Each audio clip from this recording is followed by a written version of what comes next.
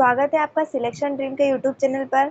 हम आपके लिए लेकर आए हैं एमपी पुलिस कांस्टेबल एग्जाम 2025 के लिए पीवाईक्यू की सीरीज, जिसमें हम आपको 2016 से लेकर 2023 तक जितनी भी एमपी पुलिस की एग्जाम हुई है, एमपी पुलिस कांस्टेबल की जितनी भी एग्जाम हुई है उसके जो आपको सॉल्व करवाएंगे, जो कि आपके एग्जाम में बहुत ही हेल्पफुल होने वाले हैं। जिसने पिछली वीडियो नहीं देखी है वो पिछली वीडियो भी देख ले, और इसी के साथ में हमारे चैनल पर संविधान की वीडियो की सीरीज भी चलाई जा रही है, वो भी देखिए, क्योंकि ये सभी आपके एग्जाम के में बहुत ही हेल्पफुल होने वाले हैं। क्योंकि आपके एग्जाम को बहुत ज़्यादा टाइम बचा नहीं है, आपके पास बहुत कम टाइम है और आपको पढ़ना बहुत ज़्यादा है। इसीलिए हम जल्द से जल्द आपके पीवाईक्यू कवर करवाने की कोशिश कर रहे हैं। इसीलिए चैनल को सब्सक्राइब करें और ज़्यादा से ज़्यादा शेयर करें। तो आइए देखते हैं हम जीके का फर्स्ट क्वेश्चन है हमारा, प्रधानमंत्री मत्स्य संपदा योजना कितने वर्षों की अवधि के लिए शुरू की गई है? तो ये शुरू की गई है 5 वर्ष की अवधि के लिए। बी इसका आंसर हो जाएगा। अगला प्रश्न देखते हैं, निम्नलिखित में से कौन सा पाकिस्तान का राष्ट्रगान है? पाकिस्तान का राष्ट्रगान है कौमी तराना। अगला प्रश्न देखेंगे,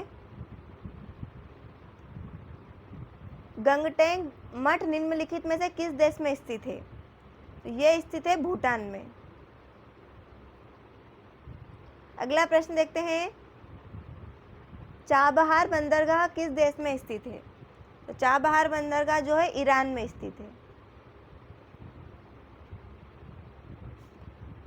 नेक्स्ट है, अल्बानिया की राजधानी क्या है? तो अल्बानिया की राजधानी जो है वो तिराना है। अगला प्रश्न है, राष्ट्रीय हरित न्यायाधिकरण की स्थापना किस अधिनियम के तहत की गई थी? तो राष्ट्रीय हरित न्यायाधिकरण की स्थापना जो है राष्ट्रीय हरित अधिकरण अधिनियम 2010 के तहत की गई थी। सी इसका राइट आंसर हो जाएगा।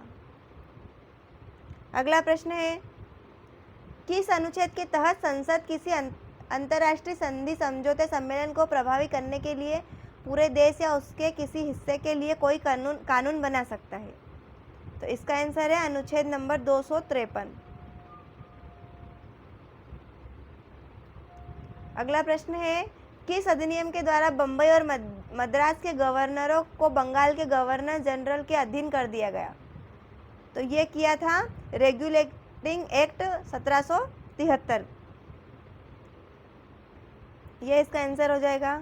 अगला प्रश्न देखते हैं, किस संविधान संशोधन के माध्यम से केंद्र शासित प्रदेश दिल्ली को विशेष दर्जा देते हुए उसे राष्ट्रीय राजधानी क्षेत्र दिल्ली बनाया गया? तो इसका आंसर हो जाएगा 69वां संविधान संशोधन अधिनियम।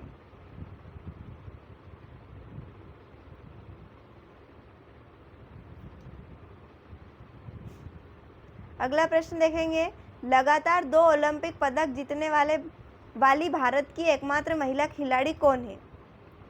तो लगातार 2 ओलंपिक पदक जीतने वाली भारत की एकमात्र महिला खिलाड़ी है पीवी सिंधु। अगला प्रश्न देखेंगे, आईसीसी हॉल ऑफ फेम ने जून 2021 में किस भारतीय क्रिकेटर को शामिल किया? तो शामिल किया था विनू मांकड़ को। अगला प्रश्न है, 2022 में फीफा विश्व कप की मेजबानी निम्नलिखित में से किस देश द्वारा की गई थी? तो ये की गई थी कतर द्वारा। यह भी उस टाइम के करंट अफेयर्स का क्वेश्चन है। निम्नलिखित में से कौन सा केशवदास का लेखन नहीं है? तो केशवदास का लेखन नहीं है गोधूली।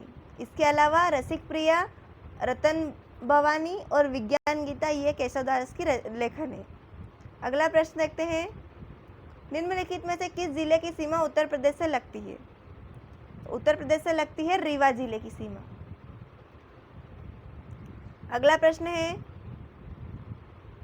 मध्य प्रदेश कृषि उपज मंडी अधिनियम की किस धारा में राज्य सरकार द्वारा अधिसूचना द्वारा स्थापित किए जाने वाले बोर्ड का प्रावधान है? इसका आंसर है 40। अगला प्रश्न देखते हैं हम, जवाहरलाल नेहरू कृषि विश्वविद्यालय कहाँ स्थित है? तो यह स्थित है जबलपुर में। अगला प्रश्न देखते हैं, डैश बाघ अभ्यारण्य में 5 क्षेत्र है जिनके नाम कोयलारी, दुबारी, गिद्दा, बस्तुआ और मचमहुआ है। तो इसका आंसर हो जाएगा संजय डुबरी। अगला प्रश्न है हमारा, मई 2023 में किस राज्य सरकार ने छात्रों की रोजगार क्षमता को बढ़ावा देने के लिए इंफोसिस नेस्कॉम के साथ समझौता ज्ञापन पर हस्ताक्षर किए? यह उस टाइम के करंट अफेयर का क्वेश्चन है, इसीलिए आप भी साथ साथ में करंट अफेयर को भी कवर करते चले। अगला प्रश्न है, मई 2023 में किसने जनगणना भवन का उद्घाटन किया और जन्म एवं मृत्यु पंजीकरण के लिए एक वेब पोर्टल लॉन्च किया? यह भी उस टाइम के करंट अफेयर का क्वेश्चन है, इसका आंसर हो जाएगा अमित शाह। अगला प्रश्न है, देश का कुंभ मेला सिंहस्थ के नाम से भी जाना जाता है। तो इसका आंसर हो जाएगा उज्जैन। उज्जैन के कुंभ मेले को सिंहस्थ के नाम से भी जाना जाता है। अगला प्रश्न है, निम्नलिखित में से तरलीकृत पेट्रोलियम गैस का मुख्य घटक क्या है? तो तरलीकृत पेट्रोलियम गैस का मुख्य घटक है ब्यूटेन। अगला प्रश्न देखते हैं, विश्व पर्यावरण दिवस कब मनाया जाता है? विश्व पर्यावरण दिवस जो है 5 जून को मनाया जाता है। अगला प्रश्न है, वायु एक डैश है। तो वायु क्या है? गैसों का मिश्रण। वायु जो है गैसों का मिश्रण है। अगला प्रश्न है हमारा, न्यूटन के पहले नियम को डैश का नियम भी कहा जाता है। तो न्यूटन के पहले नियम को जड़ता या जड़त्व का नियम भी कहते हैं, इसे जड़ता का नियम कहते हैं। बी वाला इसका आंसर है। अगला प्रश्न है, एड्स किस विषाणु से होता है? तो एड्स जो है HIV विषाणु से होता है।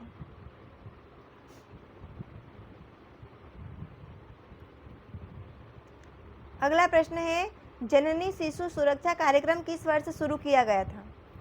तो जननी शिशु सुरक्षा कार्यक्रम जो है 2011 से शुरू किया गया था।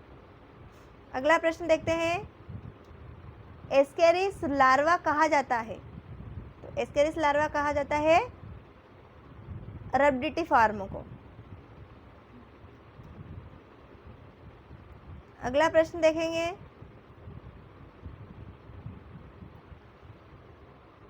एनचिनोडर्मेटा निम्नलिखित में से किसमें पाया जाता है? तो ये पाया जाता है रेडियल समरूपता में। अगला प्रश्न है, राइजोबियम और पौधों के बीच सहजीवी संबंध का क्या महत्व है? तो इसका आंसर है, यह पौधों की वृद्धि के लिए नाइट्रोजन का एक स्थायी स्रोत प्रदान करता है।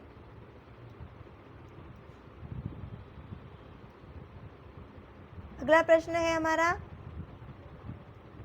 बुखार मुख्यतः किस शरीर तंत्र की प्रतिक्रिया है?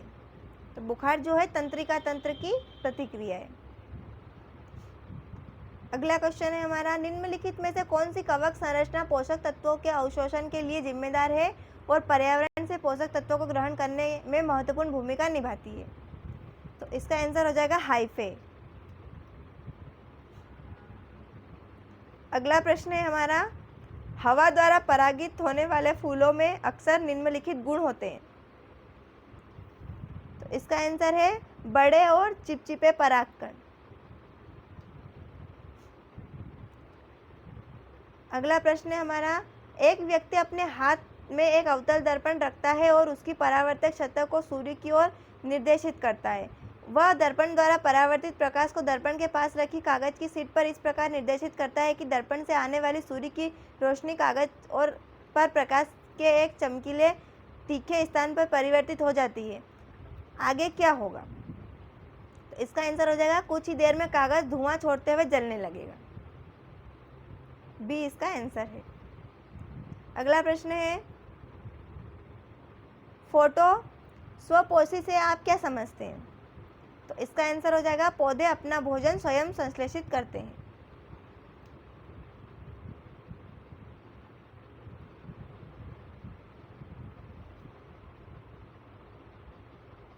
अगला प्रश्न है, जो कि इस सेट का लास्ट क्वेश्चन होने वाला है, प्लम्बिज्म वह विकार है जो मनुष्य में डैश के संपर्क में आने पर विकसित होता है।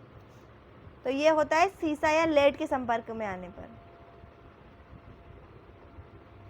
तो ये क्वेश्चन हो गए हमारे 35 क्वेश्चन कंप्लीट हो गए हैं, एक सेट कंप्लीट हो चुका है।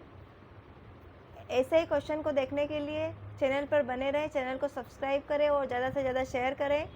नेक्स्ट वीडियो में हम अगले सेट के 35 क्वेश्चन करवाएंगे, इसीलिए चैनल को सब्सक्राइब करें। मिलते हैं अगले वीडियो में। धन्यवाद।